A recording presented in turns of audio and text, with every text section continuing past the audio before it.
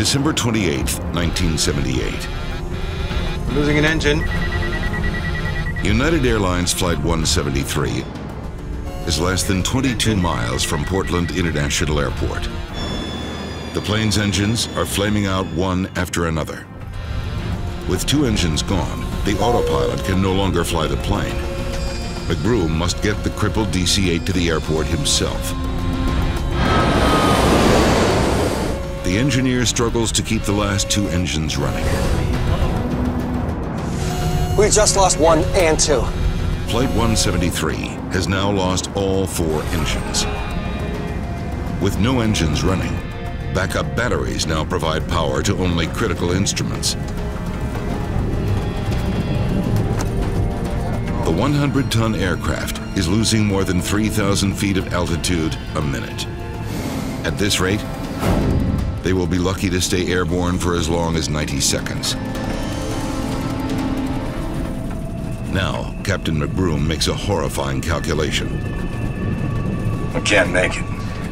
The airport is too far away. Okay, declare Mayday. Portland Tower, United 173, heavy Mayday. He declared Mayday, and then in a very, what seemed to me like a calm, matter-of-fact voice, I could hear the pilot. The engines are flaming out. We're going down. We're not going to be able to make it to the airport. We lost power, we're going down. Emergency services are told what's happening. Flight 173's flamed out. They're going down. The DC-8 is coming down over a densely populated suburb. Suddenly, Captain McBroom sees what he's been looking for. A dark area up ahead. It looks like an empty field. The place that you want to put it is where there's minimum buildings, the most open area possible, because the 200,000 pounds plus jet arriving at 140 knots, which is 160 plus miles an hour, it's going to do a lot of damage to the things on the ground. Putting the plane on this narrow strip of land is McBroom's best bet. But as he gets closer, he realizes it isn't an open field. We can't make it. It's a heavily wooded suburb, and he's headed straight for it.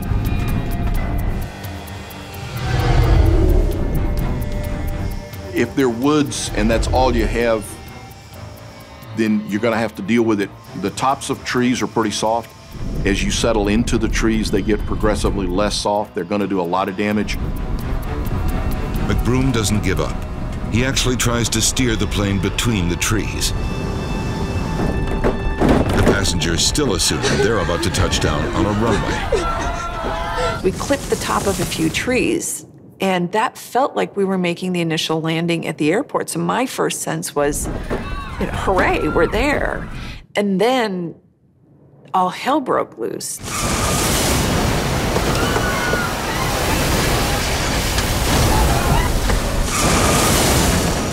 I saw the bright flash out there and knew he had gone down.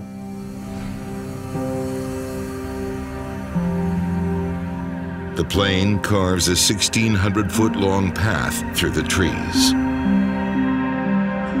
Incredibly, the DC-8 has crash-landed in the middle of a major American city without injuring a single person on the ground.